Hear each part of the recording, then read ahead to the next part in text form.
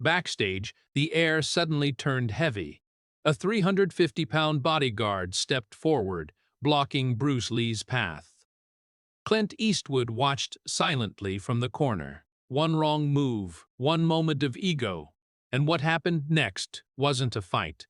It was a lesson no one in that room would ever forget. The backstage corridor of the soundstage in Hollywood was never meant to feel tense, yet on that particular afternoon, the atmosphere carried an unusual weight. It was the early 1970s, a time when the film industry was changing, when action cinema was evolving, and when one man, Bruce Lee, was quietly redefining what strength, discipline, and presence truly meant.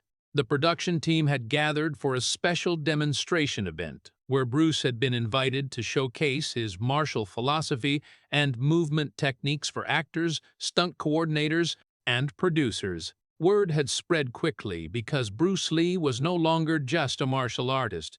He had become a phenomenon. His speed, his philosophy, and his almost magnetic confidence made people curious, skeptical, inspired, and sometimes intimidated all at once. Among the invited guests that day was Clint Eastwood, already respected for his calm screen presence and strong personality. Clint wasn't a loud man, and he didn't come to be entertained. He came to observe. He respected discipline, and he had heard enough about Bruce Lee to know this was not just another martial arts demonstration. The backstage area was crowded but quiet, filled with the low hum of conversations, equipment being moved, and the occasional sound of wood striking pads from Bruce's warm-up session in the rehearsal room nearby. Those who had already watched him practice were whispering about his speed, about how his punches seemed to land before their eyes could track the movement, about how his control was even more impressive than his power. But not everyone backstage was impressed. In environments where excellence appears suddenly and dramatically, skepticism often follows. Human nature tends to resist what it doesn't yet understand. And that day was no different. Standing near the entrance of the hallway was a massive man, easily over 350 pounds, broad-shouldered, thick-armed, and carrying the kind of physical presence that usually ended arguments before they began. He was Clint Eastwood's personal security guard, hired to ensure privacy and safety during crowded industry events. He had worked in tough environments before, had handled aggressive crowds, and had built his confidence around one simple belief: size equals power. As he leaned against the wall, arms crossed, he listened to the conversations around him. Words like unbelievable, fast, and untouchable were repeated again and again about Bruce Lee. The more he heard it, the more something inside him tightened. This reaction wasn't unusual. Psychologically, when people hear exaggerated praise about someone outside their own area of expertise, they sometimes experience what experts call ego threat. It's the subtle feeling that someone else's skill challenges your own identity or strength. For someone whose confidence was built almost entirely around physical dominance, the idea that a much smaller man could outperform larger opponents didn't sit well. He had seen fighters before. He had seen strong men. He had broken up bar fights and controlled aggressive individuals twice Bruce's size. In his mind, strength was simple: weight, force, and intimidation. Speed and philosophy sounded like excuses people made when they lacked real power. Inside the rehearsal room, Bruce Lee moved lightly across the floor, his focus calm but intense. What many people didn't realize was that Bruce's greatest strength wasn't his speed or his technique. It was his awareness. He studied human movement, psychology, reaction time, and efficiency with almost scientific obsession. His philosophy of Jeet Kune Do wasn't about fighting. It was about eliminating unnecessary motion, unnecessary tension, unnecessary ego. He often said that the biggest obstacle in combat was not the opponent, but the mind, hesitation, overconfidence, anger, and fear. At that moment, he had no idea that just outside the room, a perfect demonstration of that principle was slowly building. Clint Eastwood stood quietly near a stack of equipment cases, watching Bruce through the partially open door. Clint had built his career on calm intensity, and he recognized the same controlled energy in Bruce. There was no wasted movement, no showmanship for attention, only focus. Clint respected professionals. And what he saw wasn't a performer.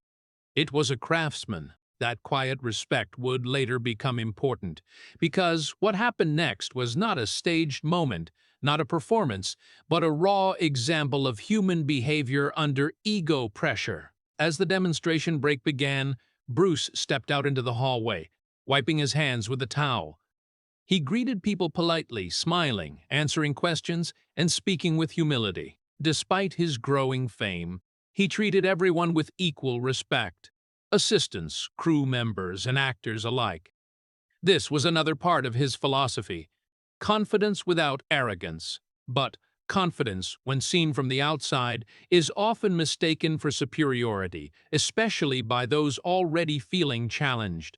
The large bodyguard straightened from the wall and watched Bruce approach. At first, he simply looked him up and down. Bruce was lean, about 135 to 145 pounds, compact and athletic but far from physically imposing by traditional standards. To the bodyguard, the comparison seemed almost laughable. The whispers he had been hearing suddenly felt exaggerated, even ridiculous. And then came the thought that has triggered countless unnecessary confrontations throughout history. Let's see what he can really do. From a psychological standpoint, this moment reflected something known as dominance testing, a behavior often seen when individuals rely heavily on physical authority. Instead of gathering information through observation, they seek validation through challenge. The bodyguard stepped forward, blocking part of the hallway. The movement wasn't aggressive yet, but it was deliberate. Conversations nearby began to slow. People sense tension quickly, even before words are spoken. Bruce noticed the man immediately, not because he was looking for confrontation, but because Bruce trained himself to read energy, posture, and intent. The bodyguard's shoulders were squared, his chin slightly raised, his stance wide. Classic signs of someone preparing to assert dominance. "Hey," the man said, his tone controlled but edged with skepticism. "You're the guy everyone's talking about?" Bruce smiled politely. "I'm just here to share what I practice." The answer was calm, humble, and non-confrontational. But sometimes humility doesn't diffuse ego. Sometimes it irritates it further, because it removes the emotional reaction the challenger expects. Around them, a few crew members stopped moving equipment. Clint Eastwood turned his head slightly, sensing the shift in tone. He didn't step in. Clint believed in watching situations unfold before interfering, especially when he sensed that Bruce was completely calm. The bodyguard stepped closer, now within arm's reach. "People say you can take down bigger guys," he said. "That true?" Bruce's expression didn't change. "Size matters," he replied gently, "but timing, balance, and control matter more." That answer, accurate and respectful, carried educational truth. But to someone already feeling challenged, it sounded like a quiet contradiction of his entire identity. The hallway had grown silent now. This wasn't entertainment anymore. It was human psychology unfolding in real time. Ego versus composure, size versus efficiency, assumption versus experience. What made the moment powerful was not the tension itself, but Bruce's internal state.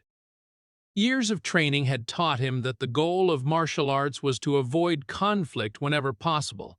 He did not want a demonstration. He did not want an audience. He did not want to prove anything. But he also understood something critical. Sometimes the best way to prevent escalation is to maintain calm control, not retreat in fear, and not respond with aggression. The bodyguard rolled his shoulders, testing his grip, the unspoken challenge now clear. A few people exchanged nervous glances. One assistant quietly stepped back toward the rehearsal room, unsure whether to call someone. Clint Eastwood watched without moving, his eyes focused, not worried, but intensely observant. He had spent enough time around strong personalities to recognize when a situation was about to teach someone a lesson they didn't expect. Bruce folded the towel and placed it on a nearby case. His movements were slow, relaxed, and deliberate, the opposite of someone preparing for a fight. In reality, he was doing something critical that experts in conflict psychology emphasize: lowering emotional intensity through body language. No raised fists, no aggressive posture, no challenge in his eyes, just calm readiness. The bodyguard took one more step forward, and that was the moment the entire energy of the hallway changed. Because when ego makes the first physical move, the outcome is no longer about strength. It becomes about control. The moment the bodyguard stepped forward, the shift was almost invisible to anyone who wasn't trained to read movement. But Bruce Lee noticed everything. Years of studying human reaction patterns had taught him that the most dangerous moment in any confrontation is not the strike itself, but the decision to move. The large man's weight shifted onto his front foot, his shoulders leaning slightly forward, his right arm loosening at his side. Subtle signals that his mind had already committed to action, even if his body had not yet fully followed. Around them, the hallway had gone completely quiet. Conversations stopped mid-sentence. Equipment carts stood still. Even the background noise of the studio seemed to fade as attention narrowed to the two figures facing each other. One massive, heavy, and visibly powerful. The other smaller, relaxed, and almost motionless. Clint Eastwood remained where he stood, arms loosely at his sides, watching not with anxiety, but with the focused calm of someone who understood that true professionals reveal themselves in moments of pressure. From a psychological perspective, the bodyguard had crossed an important internal threshold. What began as curiosity had turned into a public test of dominance, and now there was an audience.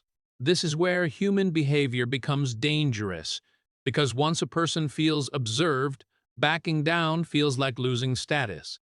His breathing grew heavier, not from physical effort, but from adrenaline. Adrenaline narrows perception, increases confidence, and reduces caution, a combination that often leads to impulsive action. Bruce, on the other hand, showed none of the typical stress responses. His breathing remained slow and steady.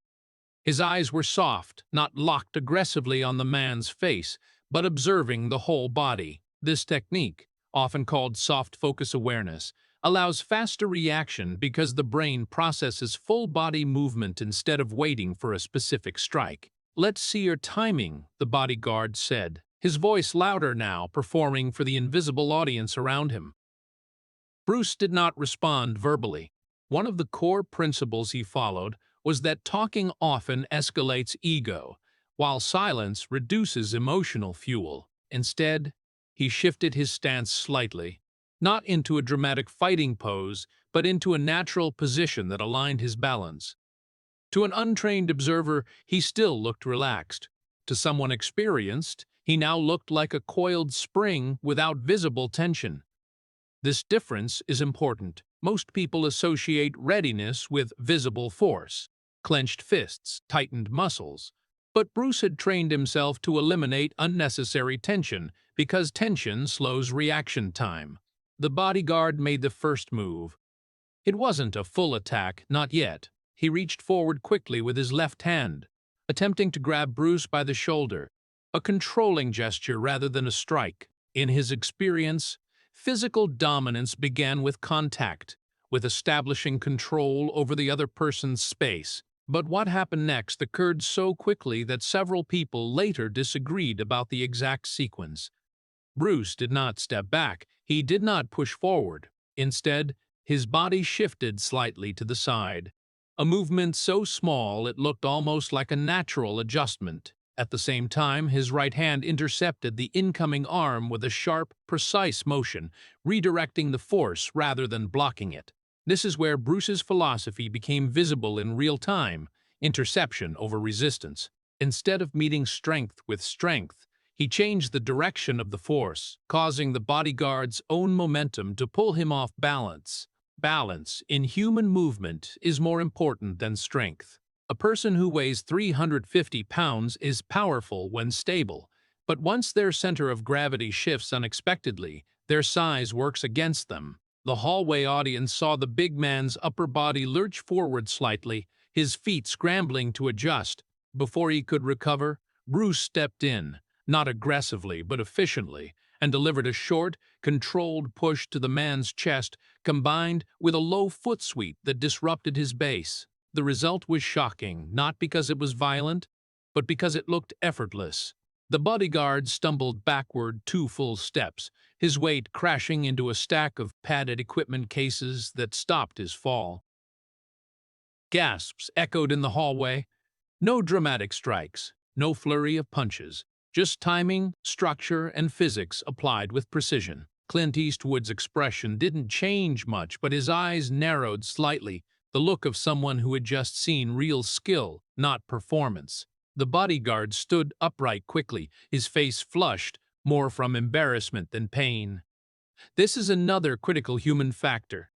Ego escalation after public loss of control. When someone experiences a sudden loss of status in front of others, their emotional response often intensifies instead of calming down. His breathing became louder.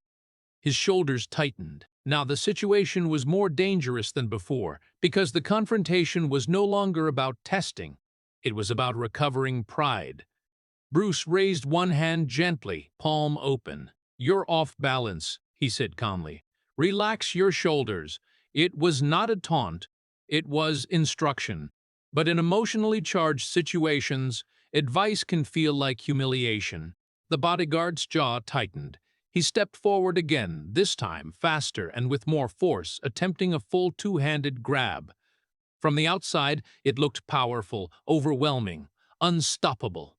But power without structure creates openings. Bruce moved before the grab fully closed, slipping slightly to the outside line, his forearm guiding the incoming arms past his body, while his other hand delivered a short, controlled strike to the man's midsection.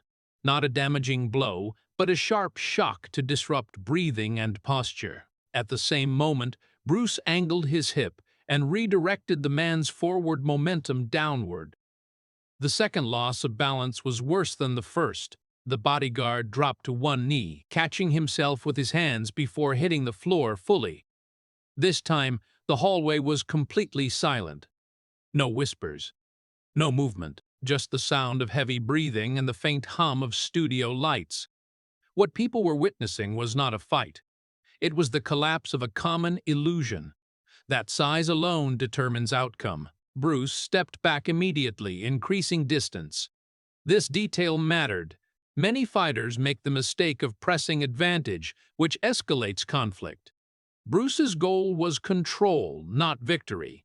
He gave the man space, signaling that the exchange was over if the man chose to stop. Clint Eastwood took a slow step forward now, not intervening physically but positioning himself where his presence could influence the situation if needed. Clint understood leadership psychology. Sometimes authority alone helps people disengage without feeling completely defeated. The bodyguard remained on one knee for a moment, breathing heavily. Adrenaline was still flooding his system, but something else had entered the equation: cognitive shock. When reality contradicts a deeply held belief, in this case that size equals dominance, the brain experiences a brief state of confusion. He looked up at Bruce, not with anger this time, but with uncertainty. Bruce offered his hand. This moment carried more power than any technique. Instead of standing over him, instead of demonstrating superiority, Bruce's gesture reframed the entire encounter from competition to learning. After a brief hesitation, the bodyguard accepted the hand and stood. He looked at Bruce again, studying him differently now, as if seeing him for the first time not as a smaller opponent, but as a skilled professional operating under a completely different understanding of movement and control. "Your strength is real," Bruce said quietly. "But strength works best when the body is relaxed and balanced. Tension slows you down."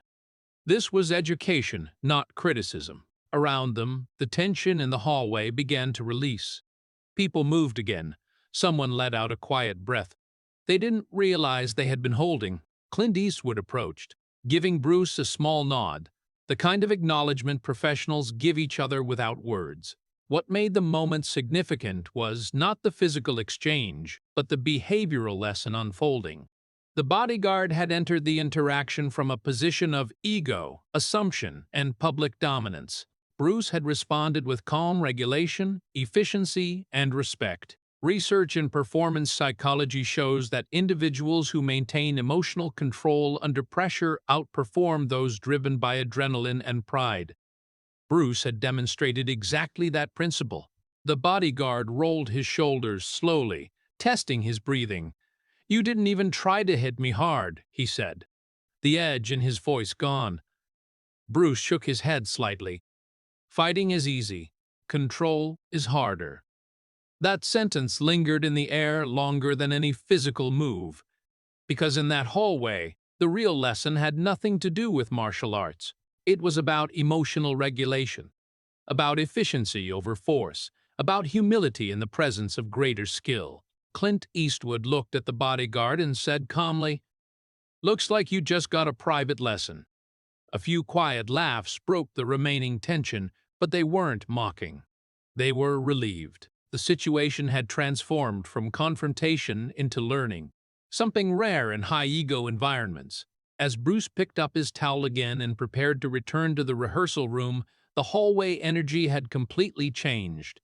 People weren't whispering about speed anymore. They were talking about control, about calm, about how the entire exchange had ended without injury, without anger, and without humiliation. Because the biggest shock backstage that day wasn't that a 350-pound man lost his balance.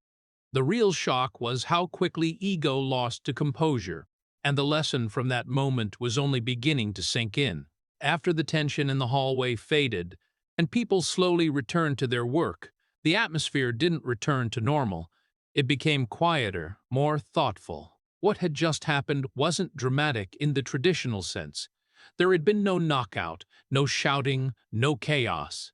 But sometimes the most powerful moments in human experience are the ones that quietly challenge what people believe about strength, control, and themselves. The bodyguard stood near the equipment cases for a few minutes after Bruce returned to the rehearsal room, his breathing steady again, but his expression different.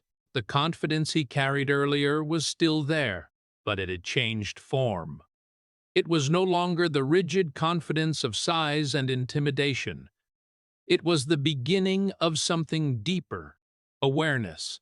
In psychology, this moment is known as cognitive restructuring, when a person's mental model of reality adjusts after direct experience, contradicts their assumptions. He had spent years believing that physical dominance came from weight, power, and presence. In less than a minute, he had experienced something that didn't fit that belief at all. Clint Eastwood approached him quietly, not with criticism or humor, but with the calm tone he was known for. "You all right?" he asked. The bodyguard nodded. "Yeah," he said after a moment. "I just didn't expect that." Clint gave a small smile. "Most people don't. That's what discipline looks like." That simple statement carried an important lesson. What people had witnessed wasn't talent alone. It was years of focused practice, self-control, and understanding of movement, timing, and human behavior. Bruce Lee's abilities were not mysterious or supernatural. They were the result of deliberate training in efficiency, biomechanics, reaction time, and mental regulation. One of Bruce's core beliefs was that martial arts was not about fighting others, but about mastering oneself. He often spoke about emotional economy, using only the energy that is necessary, eliminating anger, fear, and ego, because they waste both physical and mental resources. What the bodyguard experienced was not defeat by a smaller man. He experienced the reality that uncontrolled strength is less effective than controlled skill. Inside the rehearsal room, Bruce continued his demonstration as if nothing unusual had happened. He moved through drills with stunt performers, explaining concepts like centerline theory, reaction timing, and the importance of relaxation under pressure. Those watching now saw his movements differently. Earlier, they were impressed.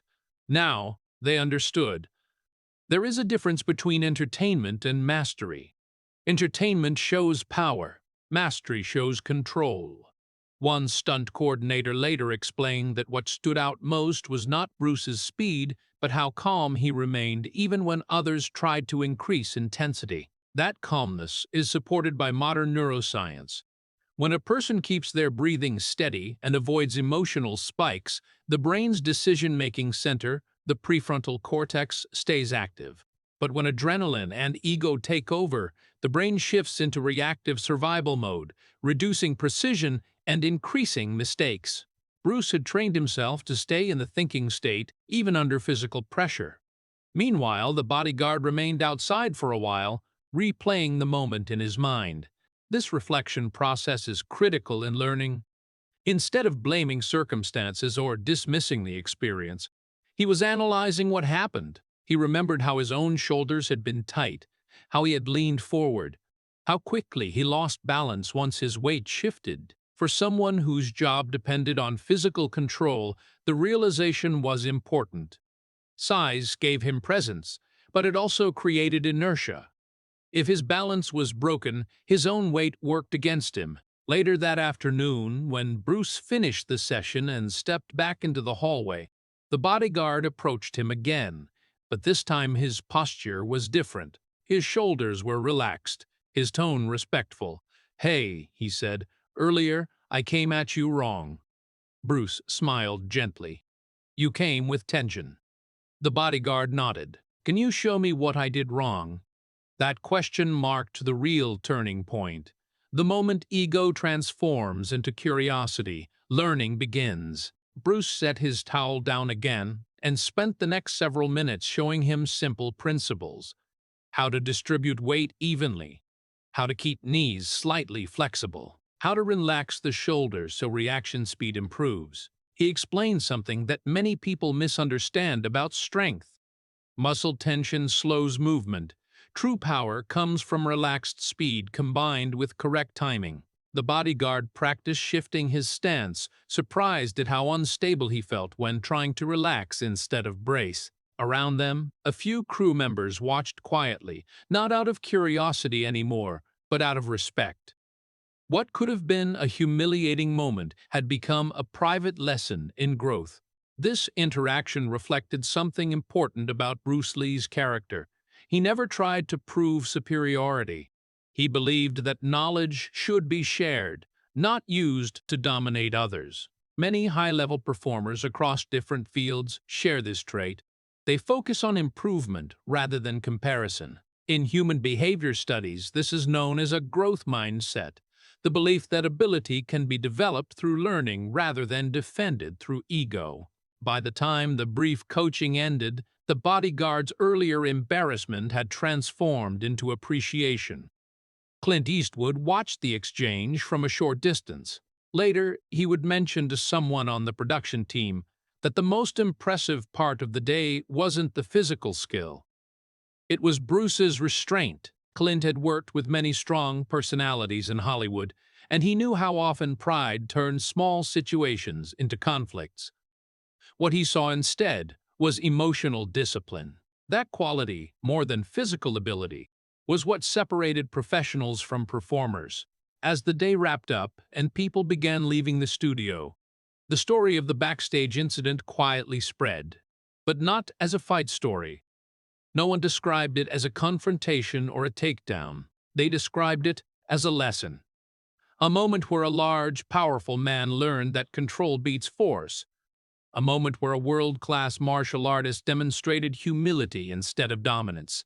In environments like film sets, where egos often collide, that kind of story carried unusual weight. From an educational perspective, the incident illustrated several key principles of human performance and behavior. First, perception is often misleading. People naturally associate size with strength and calmness with weakness, even though the opposite is often true in high-skill environments. Second, emotional regulation determines performance under pressure.